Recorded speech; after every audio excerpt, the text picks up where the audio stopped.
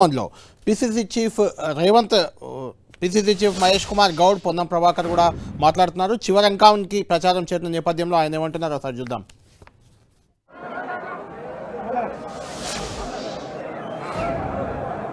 అందుకే మీ అందరికి మరొకసారి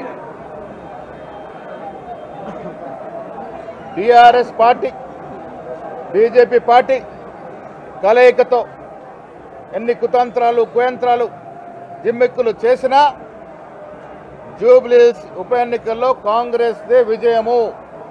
కనీసం 30,000 నుండి 50,000తో మా అభ్యర్థి నవీన్ యాదవ్ గెలవబోతా ఉన్నారు. Thank you.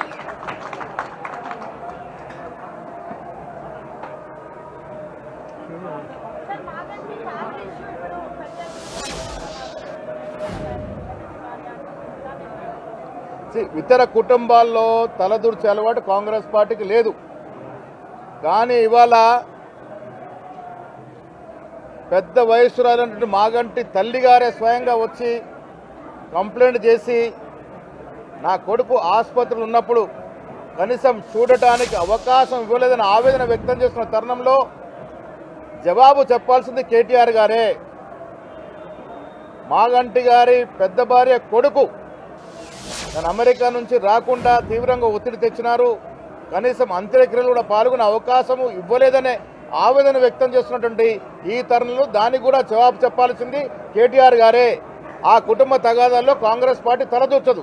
కానీ ఇప్పుడు బయటకు వస్తున్నటువంటి సమాచారం మీ ద్వారా తెలుసుకున్న సమాచారం ప్రకారం వాళ్ళు అడుగుతున్నట్టు వాళ్ళు స్పందిస్తున్న ప్రశ్నలకి కేటీఆర్ గారే సరైన జవాబు ఇవ్వగలుగుతారు. ఒక్క రౌడీ కేసు హరీష్ రావు గారు చూపిస్తే, ఒక్క రౌడీ కేసు హరీష్ రావు గారు మా నవీన్ యాదవ్ మీద చూపిస్తే మేము దేనికైనా సిద్ధమే. ఆ ఛాలెంజ్కి హరీష్ రావు కూడా సిద్ధంగా ఉండాలి. ఏ కేసుతో కూడా కాంగ్రెస్ పార్టీకి సంబంధం లేదు. వారు ఏమైనా వయలేట్ చేస్తే అక్కడక్కడ ఎలక్షన్ కమిషన్ కేసులు పెట్టిందో మాకు తెలియదు. కాంగ్రెస్ పార్టీకి కానీ పార్టీ ప్రభుత్వం కానీ సంబంధం లేదు.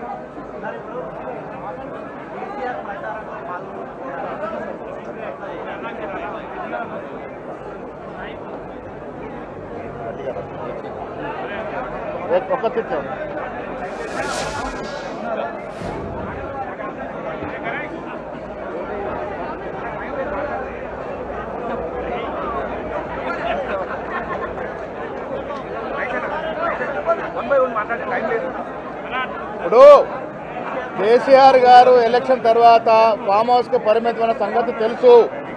ప్రజలు అసెంబ్లీ ఎన్నికల్లో కాంగ్రెస్ పార్టీ గెలిపించిన రోజునే కేసీఆర్ గారు ఫామ్ హౌస్ కు పరిమితమైనారు. ఆ తర్వాత రాలేదు. ఆ తర్వాత జరిగిన పార్లమెంట్ ఎన్నికల్లో వారికి 0 సీట్లు ఇచ్చినారు. దాని అర్థం ప్రజలు వారి గెస్ట్ హౌస్ కు పరిమితం చేసినారు. ప్రజాస్వామ్యంలో ఎవరైనా రావచ్చు, ఎవరైనా పోవచ్చు, మాకేం అభ్యంతరాలు లేవు. వారు రాక పోక గురించి కాంగ్రెస్ పార్టీ స్పందించదు. ఇవన్నీ కూడా ఓడిపోతామన్న భయంతో రకరకాల ఆరోపణలు చేస్తూ ఉన్నారు. ఏది కూడా పసవున్న ఆరోపణ కాదు. కాంగ్రెస్ పార్టీ సెక్యులర్ పార్టీ, అందరినీ గౌరవిస్తుంది. టైం అయిపోతుంది. మీరు ఒక నిమిషం 2 minutes ఏం కదా తొందరగా స్టార్ట్. ఎందుకంటే ఉత్తమ్ కుమార్ రెడ్డి గారు. మీడియా మిత్రులకు నమస్కారం. జూబ్లీ హిల్స్ నియోజకవర్గ ఓటర్లందరికీ నమస్కారం తెలియజేస్తూ, కాంగ్రెస్ అభ్యర్థి నవీన్ యాదవ్ గారిని గెలిపించి కాంగ్రెస్ ప్రభుత్వంలో మరో 3 ఏళ్ల పాటు జూబ్లీ హిల్స్ నియోజకవర్గాన్ని అద్భుతంగా అభివృద్ధి చేసుకునే అవకాశం మరి తీసుకోవాలని చెప్పి జూబ్లీ హిల్స్ ఓటర్ని అప్పీల్ చేస్తున్నాము. అదేవిధంగా జూబ్లీ హిల్స్ నియోజకవర్గ ఓటర్లలో ఒక్కసారి గమనించాలి మీరు. 10 ఏళ్ల పాటు బీఆర్ఎస్ ప్రభుత్వం, బీఆర్ఎస్ పార్టీ ఒక్క రేషన్ కార్డు కూడా ఇవ్వలేదు. కాంగ్రెస్ ప్రభుత్వం వచ్చిన తర్వాత ఈ 22 నెలల్లో ఈ అసెంబ్లీ కాన్స్టిట్యున్సీలో 14,230 కుటుంబాలకి రేషన్ కార్డులు ఇవ్వడం జరిగింది. అదేవిధంగా జూబ్లీ హిల్స్ నియోజకవర్గంలో 67,000 మంది అదనంగా అదనంగా 67,000 మందికి రేషన్ బియ్యం ఇవ్వడం కాంగ్రెస్ ప్రభుత్వంలోనే మొదలైంది. ఈ నియోజకవర్గంలో ఓటర్లందరికీ విజ్ఞప్తి మీరు గమనించాలి. 2,40,000 మందికి 2,40,000 మందికి ప్రతి నెల ఉచితంగా మంచి క్వాలిటీ సన్నబియ్యం ఇస్తుంది. మరి కాంగ్రెస్ పార్టీ కాంగ్రెస్ ప్రభుత్వం అనే విషయం అందరూ గుర్తుపెట్టుకోవాలని చెప్పి నేను మనవి చేస్తున్నా. చివరిగా मेरे मुसलमान भाई बहन याद रखना, हमेशा कांग्रेस पार्टी आपके साथ है. हर विषय में हर वक्त कांग्रेस पार्टी मुसलमान भाई बहन आपके साथ है.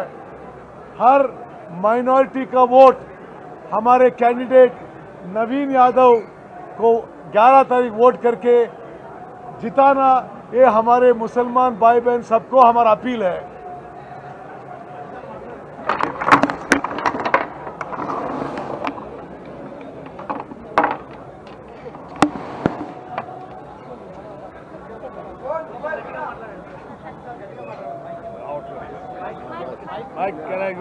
రియల్ సౌండ్ వస్తుంది, ఇదే గట్టిగా మాట్లాడు, ఇదే కొత్త గట్టిగా. మీడియా మిత్రులందరికీ నమస్కారం. జూబ్లీ హిల్స్ శాసనసభ ఉప ఎన్నికల సందర్భంగా ఈరోజు కాంగ్రెస్ పార్టీ పక్షాన పోటీ చేస్తున్నటువంటి అభ్యర్థి నవీన్ యాదవ్ మంచి సేవకుడు, నిరంతరం ఇక్కడ అందుబాటులో ఉండేటువంటి స్థానిక నాయకుడు. అతనికి ఏ పదవి లేకున్నా ఉన్న రోజుల్లోనే అనేక సంక్షేమ కార్యక్రమాలని, సామాజిక కార్యక్రమాలను తీసుకొని ముందుకు పోతున్నటువంటి వ్యక్తి, చదువుకున్నటువంటి వ్యక్తి, బలహీన వర్గాలకు సంబంధించినటువంటి వ్యక్తి, కాంగ్రెస్ పార్టీ మూల సిద్ధాంతాలను నమ్మి అమలు చేసేటువంటి వ్యక్తి, అన్ని వర్గాల ప్రజల కోసం నిత్యం అందుబాటులో స్థానికంగా ఉండి రేపు ఈ ప్రభుత్వం ద్వారా జూబ్లీహిల్స్ శాసనసభ నియోజకవర్గ పరిధిలో ఉన్నటువంటి అన్ని అభివృద్ధి కార్యక్రమాలని ఇటు మంత్రులతో అందరితో సమన్వయం చేసుకుంటూ ఈ ప్రాంత అభివృద్ధి కోసం గట్టిగా పనిచేయగలిగినటువంటి సత్తా ఉన్నటువంటి యువకుడు, చేయాలని సంకల్పం తపన ఉన్నటువంటి యువకుడు కూడా. అటువంటి యువకుడిని గెలిపించుకోవటం ద్వారా పెద్ద ఎత్తున ఈ జూబ్లీహిల్స్ శాసనసభ నియోజకవర్గంలో ఉన్నటువంటి అనేక మంది అనేక కార్యక్రమాలు కానీ, రోడ్లు కానీ, డ్రైనేజ్ కానీ, మంచినీటి వసతి కానీ, ఇప్పుడే ఉత్తమ్ కుమార్ రెడ్డి గారు చెప్పినట్టు రేషన్ కార్డ్స్ సంబంధించినటువంటి అంశాలు కానీ, ఇతరత్ర ఏ అభివృద్ధి కార్యక్రమమైనా త్వరితగతిన పూర్తి చేసుకొని అభివృద్ధి చేసుకోవడానికి అవకాశం ఉన్నటువంటి వ్యక్తిగా మీరందరూ ఆశీర్వదించి అత్యధిక మెజార్టీతో గెలిపించవలసిందిగా విజ్ఞప్తి చేస్తూ ఉన్నాం. ఈ నియోజకవర్గంలో పెద్ద ఎత్తున బలహీన వర్గాల ప్రజానికం ఉన్నారు. మిగతా ప్రజానికం ఈరోజు ఈ కాంగ్రెస్ ప్రభుత్వం తీసుకున్నటువంటి అనేక సంక్షేమ కార్యక్రమాల ద్వారా లబ్ధి పొందుతున్నటువంటి వ్యక్తుల కుటుంబాలు కూడా ఉన్నాయి. ఉదాహరణకి 200 యూనిట్లు ఉచిత కరెంటు పెద్ద ఎత్తున ప్రభుత్వం వచ్చిన తర్వాత ఈ నియోజకవర్గంలో ఉన్న ప్రజలకు ఉపయోగపడేటట్టుగా ఇస్తూ ఉంది ప్రభుత్వం. రేషన్ కార్డులు 10 సంవత్సరాలుగా ఎవరు ఇవ్వనటువంటి ఆనాటి ప్రభుత్వం దగ్గర తిరిగి అలసిపోతే ఈరోజు కాంగ్రెస్ ప్రభుత్వం రాగానే ఇక్కడ ఉన్నటువంటి అర్హత కలిగినటువంటి వాళ్ళందరికీ రేషన్ కార్డులు ఇవ్వటమే కాకుండా ఫైన్ రైస్ సన్న బియ్యంతో ఈరోజు భోజనం మనం చక్కగా ఏర్పాటు కూడా ఈ ప్రభుత్వం చేసింది. అలాగే ఈ ప్రాంతంలో చదువుకోవటానికి కావాల్సిన విధంగా విద్యార్థుల కోసం young India integrated residential school అనే దాన్ని కూడా పెట్టి ఈ క్లబ్స్లో కానీ పేద వర్గాలకు సంబంధించిన పిల్లలు పెద్ద ఎత్తున ఇంటర్నేషనల్ స్టాండర్డ్లో చదువుకునే విధంగా ఈ నియోజకవర్గంలో ఒక పెద్ద young India integrated residential school కూడా శాంక్షన్ చేసి ముందుకు పోతాం.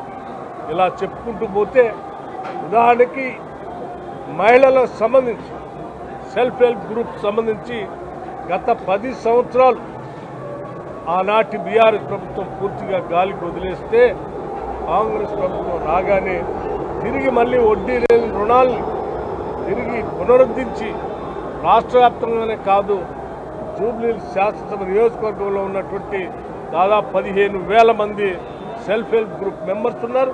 వారందరికీ కూడా పెద్ద ఎత్తున వడ్డీ లేని రుణాలు ఇవ్వటమే కాకుండా భవిష్యత్తులో వాళ్ళ కాళ్ళ మీద వాళ్ళు నిలబట్టాలి, ఆర్థికంగా నిలదొక్కుని మహిళలంతా ఆర్థికంగా సాధికారం కోసం ఈ ప్రభుత్వం వడ్డీ లేని రుణాలు ఇచ్చేటువంటి కార్యక్రమాన్ని ముందుకు తీసుకొని పోతా ఉంది.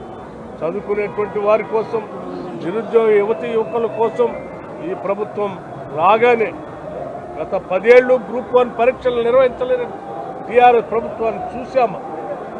ఈ ప్రభుత్వం రాగానే గ్రూప్ 1 పరీక్షలు నిర్వహించడమే కాదు అనేక అడ్డంకులు కలిగించడానికి ప్రయత్నం చేస్తే కూడా ఈ ప్రభుత్వం అన్నింటినీ తట్టుకొని నిర్వహించడమే కాకుండా నియామక పత్రాలు కూడా ఇచ్చింది.